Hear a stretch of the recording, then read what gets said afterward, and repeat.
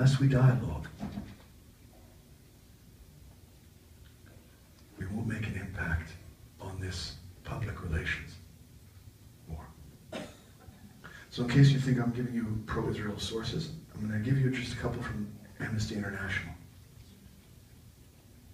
They reported the Palestinian armed groups. This is Amnesty International, all right? They reported that armed groups have stored munitions and fired indiscriminate rockets from residential areas. Bob Heaton put out a video yesterday that recorded from NDTV and Indian Network that recorded the Hamas terrorists putting together a launching site in a residential neighborhood and then launching the rocket. Right. Okay. So it goes on, it says that the groups have also reportedly urged residents in some areas of Gaza not to leave their homes after Israel had warned it would attack. That's a very friendly image. What's happening is that if they decide to leave, if Palestinians decide to leave, they are rounded up at gunpoint and forced back to their homes.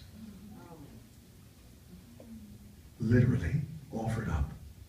And they're given a war cry, and this is also published in the Globe, that the Hamas leader of that area will say, "Defend yourselves with your bare chests and your blood."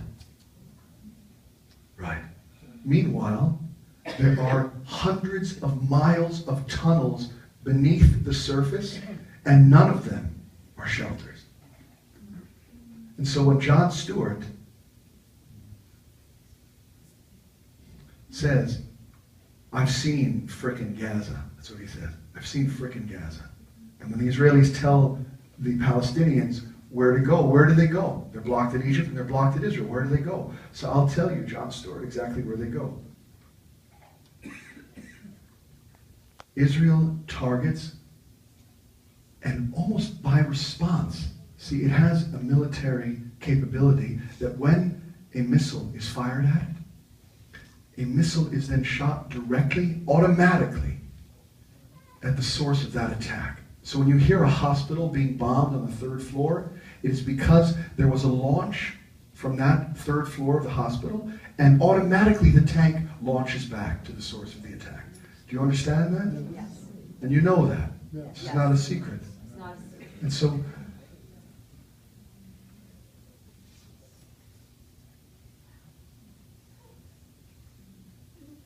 what you might not know is that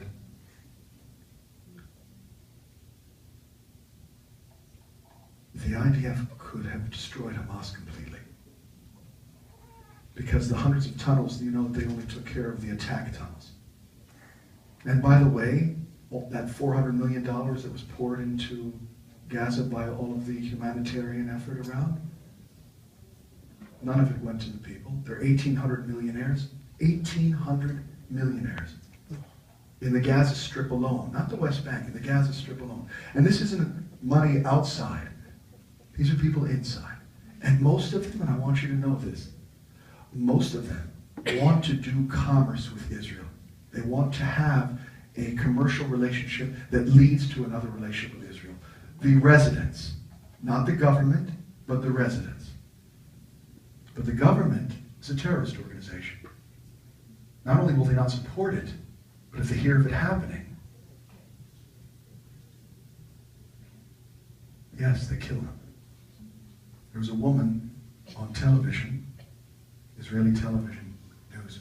I don't know how it got to us, but someone interviewed her from BBC about what was happening there, and she said, "I'm forced to stay here with my children, even after Israel has warned us to go. I'm forced to stay here with my children by the leaders of Hamas."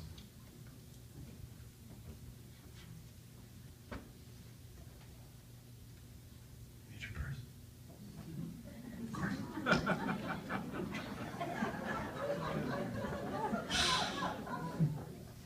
I'm so glad I have a girl. She teaches me so much. So, she said on the public news network, she said, where are the children of the Hamas leaders? They're all in private schools in Europe. And the rest of the Hamas leaders are underground in those tunnels that I said that the IDF, by their own command, was not allowed to destroy. And I'm not sure exactly why. Maybe America had something to do with it. Maybe it was they're afraid of the devil that they don't know. Because if we destroy Hamas completely, who takes that vacuum? ISIS or any other group connected to the nuclear capabilities of Iran. And so this is the mindset of the Israeli government. And to make it even more hideous,